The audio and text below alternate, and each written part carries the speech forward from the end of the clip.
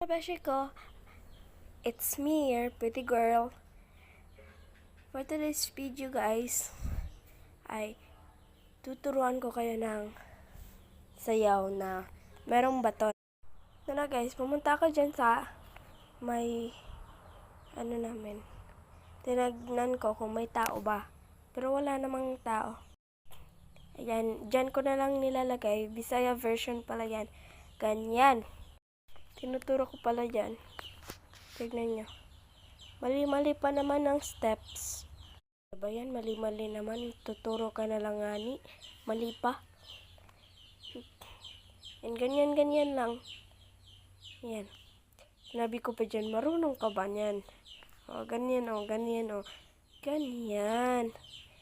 Ganyan ang pak, pak, pak, pak. Ayan, sige, go. Gora mo yan. Yan, tinapon pa yung baton.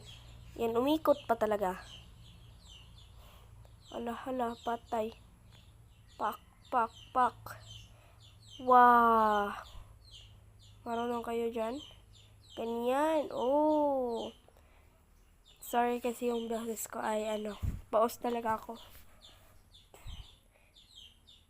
Ayan, hindi pa marunong. Huwag nyo na lang pansinin ang boses ko dahil paos ako ngayon. May sipon kasi ako at ubo.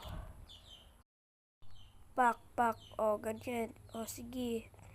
Oh, pak, pak, pak, oh. Miss Universe Philippines. Joke lang. Oh, pak, pak. Inulit pa talaga at hindi na marunong.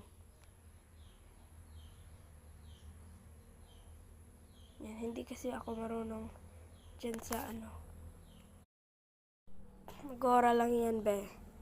Tignan nyo yung tinig ko dyan. Tignan nyo, ha.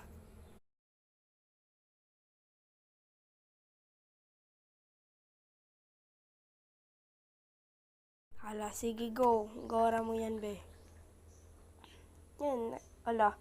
Mukhang nasa ako. Nasa festa. Ay, hindi. Festival pala. Sige, gora mo yan. Nakita ko pusa namin. Yan.